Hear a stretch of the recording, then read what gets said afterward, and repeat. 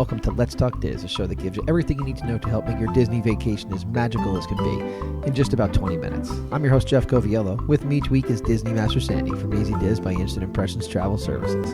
Sandy, how are you this week? I'm doing great, and I will put the disclaimer that I made sure I ate before we started our show because we're talking food again tonight. Well, and it's been a while since we've had just an all-food show. So today we are going to talk about a new restaurant in Disney Springs, Summer House on the Lake. And it was definitely, I did my job. The waitress kind of looked at me as we ordered all of the food for our table and was waiting to see who else was showing up for the amount of food that I ordered.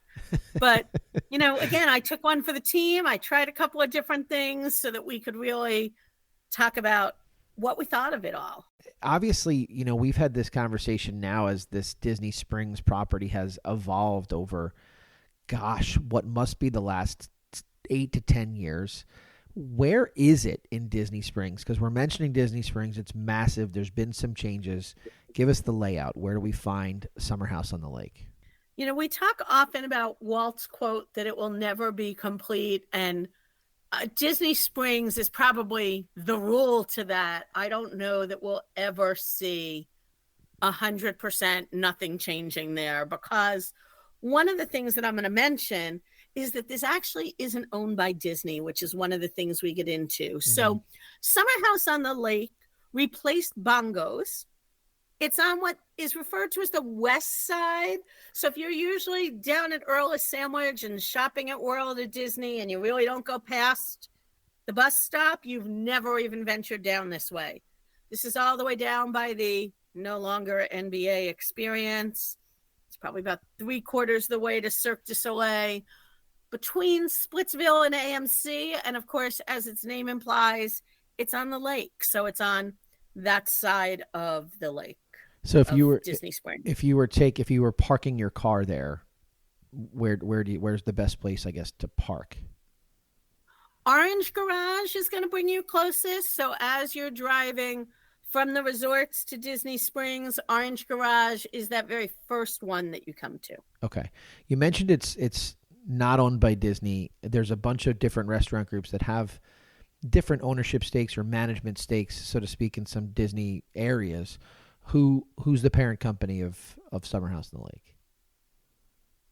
I'm going to be honest. I had to do a bit of research on them because I'd never heard of this one. It's called Let Us Entertain You. Okay. And they've got an app right by that name.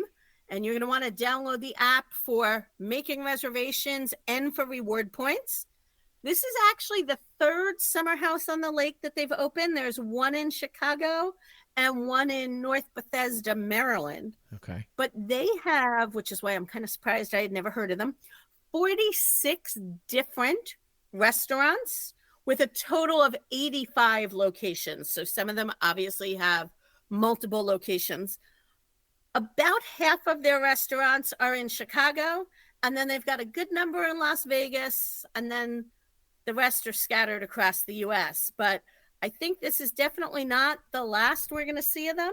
Even though this is the third Summer House on the Lake, it is unique. It is the first location that they have ever designed with a cookie bar in it.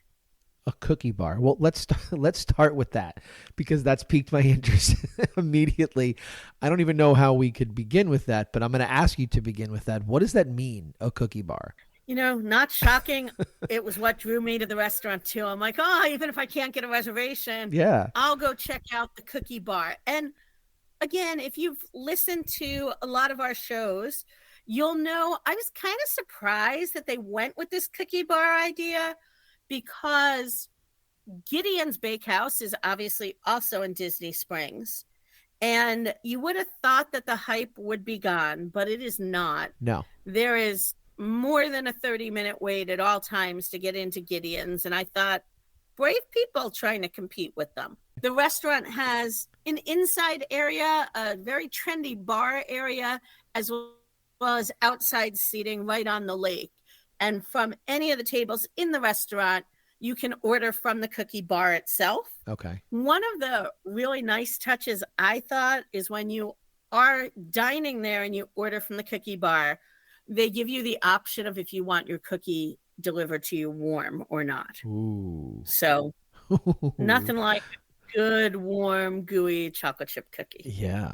So, but when you say cookie bar, obviously it can't just be chocolate chip cookies that are there, right? There's got to be more of a variety available. It is a long glass counter, so bar not being literal like a cocktail bar. Right. They have 20 varieties of cookies. They do rotate them. And they had 3 different cakes. Some of the things that they call cookies, I don't. For instance, we had a blondie, which was awesome. But to me, that's like not a bar. Cookie. It's not a cookie. Yeah, that's a cheat right there. Delicious, I'm sure. But I will say, out of what we tried, it was honestly the best. One of the things that I thought was a little odd, and I think I must be the only person that thinks this because I totally caught the waitress off guard. The cookie menu, when you're ready for dessert, they bring you a cookie menu, and it starts with desserts where you can order a whole cake to your table. Then there's the cookies and the bars, and then there's coffee. And the cakes and the coffees have prices, and the cookies do not. Huh. It's just this mystery listing of prices. I was going to say, that's a little odd. And I said to her, because again, I'm not the average person when I'm trying a restaurant. I don't look and go, oh, I'll just have this one cookie. I want to try a bunch of things, but I want to know, am I spending $3 a cookie? Am I spending $7 or $8? And she said to me, well, they're all priced different. So tell me which one you want. I'll plug it in. She had one of those handheld terminals. Right. And she priced each cookie for me one at a time. So if you're listening, Summer House, you need to do 2 things. You need to put prices for the cookies, and I highly suggest you do a digital menu. I would like to see the cookies. Well, especially if it's continuing to change, like you said, right? They rotate them through. So I understand not having a hard copy and things being written down, but in today's day and age with the QR code availability, pop that sucker online. Exactly. Let's see it. Yeah, definitely. And I was glad that I kind of said some things to the waitress as I was ordering, because I think names and descriptions, what's in your head and what they actually do, aren't the same. Got it. Okay. So my guilty pleasure is birthday cake. Like, I am the happiest girl in the world with birthday cake ice cream. I should probably not admit that, but that's my jam. And so when I saw that they had a birthday cake cookie, sure, I pictured what I always see, when you order, if you get a cake mix that's birthday cake and right, that ice cream has, and she said to me, I think you might want to pick a different one.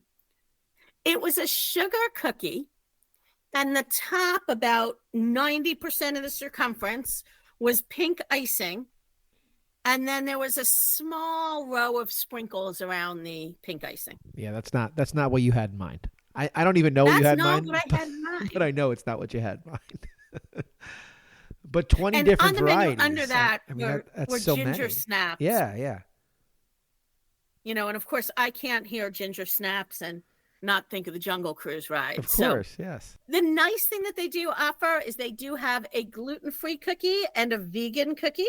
We tried the vegan snickerdoodle.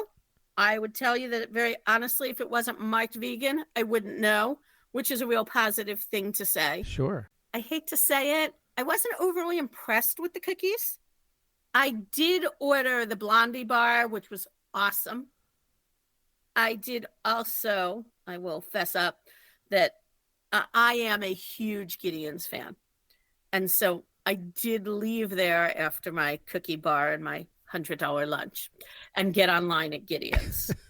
There's just no comparison to a Gideon's cookie. These cookies are a little bit larger than a standard cookie. They're, in my family, we call them like the smile face cookies that we used to always get at the bakery as kids.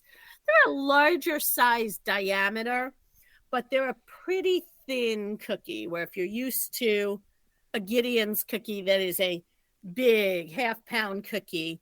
I'm also, as you can tell by somebody who's saying I love birthday cake ice cream and things like that, I'm a sweets person, and I love that Gideon's has sugar on top of their cookies. Some of these were a little on the less tasty side, but again, everybody's tastes are different. So what I'm not loving maybe the thing that makes you go, "Ooh, let me get that." I did get the chocolate chip walnut. How could I resist that? And again, she did bring that warm, amazing. So things to try. But interestingly, again, I did get online for 30 minutes at Gideon's. When I walked over to the cookie bar as we were leaving to see all the cookies, if you don't want to wait in line, this was definitely the place to go. There were 2 people online versus when I got to Gideon's, I was about number 40 at 4:30 in the afternoon. But unique and nice to sit. We opted to sit outside, so we were able to, be on the water, look at the lake, those floating cars that go by, as well as the shuttles, the boats coming from Old Key West and Saratoga and Port Orleans were coming by. It was a nice afternoon to sit there. So that's where I was going to go with, right? So obviously it appears that even though this cookie bar is something that they're, marketing and choosing to put some of their identity behind, there are plenty of other places for dessert on property there and the Springs. Let's talk about the menu, right? If you chose to sit outside, it's a cool ambiance. You're literally on the lake, as the name suggests. Talk to us about the meal that you had there and what kind of menu that they have. Their menu, I'll say, is pretty limited. It's got about 30 items on it. It does change a little bit seasonally. If you're somebody who loves your drinks, the front of the menu was about 30 things from appetizers, pizzas, salads, comfort food. And then the back was lots and lots of alcohol selections, probably easily over 100 choices on beer, wine, and cocktails. So definitely the way to go. I couldn't make up my mind. I was kind of back and forth on a couple of things. I loved 2 of the things that they offered in the starter, and I kind of went back and forth, and I was talking to the waitress about my choices. So again, they've got a lot of things for vegans, gluten-free. That is one of their big things. At the bottom of their menu, it does say, yes, most items can be prepared gluten-free, just ask. They don't have a totally separate kitchen, but they do a great job with, being careful on cross-contamination. And again, it's unusual. An appetizer like warm edamame isn't something you find everywhere, but for those that are vegan and gluten-free, a great option. I was looking at the truffle fries. That is my other weakness in life, that they list as a starter, which seemed a little odd to me. An appetizer of French fries. With that attitude, yeah. I mean, I can eat French fries all day long, so it doesn't matter to me.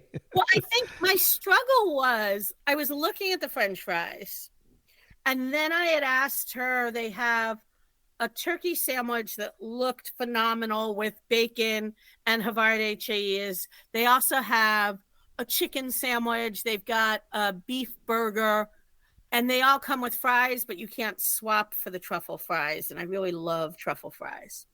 So then I said the item under the truffle fries on the starter menu was prime beef meatballs in a marinara with Parmesan. And I said to her, well, tell me about the burger versus the truffle fries and the meatballs and just making that my meal. And she said, oh, that's a great meal. I would do that. Now, I will say, I think she was being very honest with me. But if you're a waitress and you like to upsell, the burger is $22. The meatballs as a starter of 3 meatballs is $18. And the truffle fries were $16. Ooh. So my little 2 starter meal was $34 plus tip and tax for a couple of meatballs and fries. The meatballs were phenomenal. The truffle fries, I won't be heading back there for. If you're looking for good truffle fries on property, Enchanted Rose is the spot to go. I had also looked at a salad. They have 5 different salads. The one that really appealed to me was the kale salad. It's apples, toasted pecans, Parmesan, and balsamic. It's $18 for a salad, and then the proteins are all add-on, anywhere from $8 for chicken up to $15 for steak. So if you want a salad with protein, and that is the least expensive salad just by chance, you're looking at $25 to $33 for a salad. Yeah, that's steep too. Kind of held me. But the deal on their menu was we also did order just their classic cheese pizza. If you're a thin crust pizza person, it's a great pizza. Nice thin crust, done really well. And that I thought was a deal. It was $20, depending on the appetite of people in your group. 2 people or 3 people could easily share it. We did that. And then we also did the carne asada, the corn tortilla and skirt steak. It was a really good steak. And again, that was 3 tortillas, $29. They needed a thicker tortilla for the weight of the meat, but it was a good meal. The other thing on here we didn't cover, they have a couple of pretty standard pasta dishes, I would say. And then the real changing part of the menu, I was there. It's still called Summer Comfort, even though we're kind of into winter now. They have a barbecued glazed salmon, their famous herb chicken breast, skirt steak, and a center cut filet mignon. So, the menu really varies in price, but it's certainly not going to be somewhere that you get off on the inexpensive side. But if you're from the area where their stores are, they do have those loyalty clubs you join for free. And every time you spend $150, you get a $10 gift card. So by the time I go back a second time, we'll be getting our gift card to go again. Well, and like you said, if you're from the area where they have the restaurant group is located, there's a lot of people in Chicago that are shaking their head going, yes, we're familiar with this particular brand. And so they may be on their trip to Disney. They may find some comfort in going there. Sounds to me like it's the type of thing where, especially where you sat, it might be a great spot to go have an appetizer, have a cocktail, sit outside and take a look at the water. The location is great. We used to go to Bongos often as a family, really as my wife and I before we had kids. So I know the location well. It's a cool part of downtown. If you haven't been over there, it's worth the walk over there to spend some time. So it sounds like if you're looking for an expensive meal, you absolutely can make that happen. If you're looking for some drinks and to hang out by the water, it's a good place for that as well. Anything that we missed that you want to discuss tonight? I think you nailed it. We really did enjoy sitting there. They have a homemade iced tea that was great. I had my iced tea. We, sat.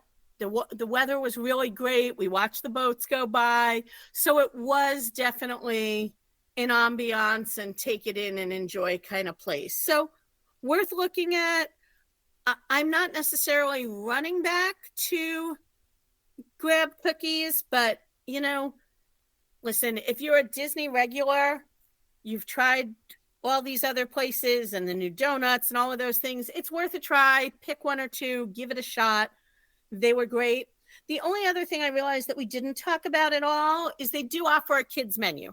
So if you're going with kids and you're looking for the basics of grilled cheese, mac and cheese, chicken fingers, they do have pretty reasonably priced kids meals. I don't think inexpensive kids meals exist anymore, but $9.95 for a kids meal I think is a good deal, and it's always nice to know if the menu is going to accommodate that. So certainly an option there as well. Well, as a parent of 2 small kids, I can tell you with complete certainty a cheap kids meal does not in fact exist anymore, but it is good to know that they could eat off of that kids menu, especially if you're outside and you don't have to worry about as much of a mess as you would inside.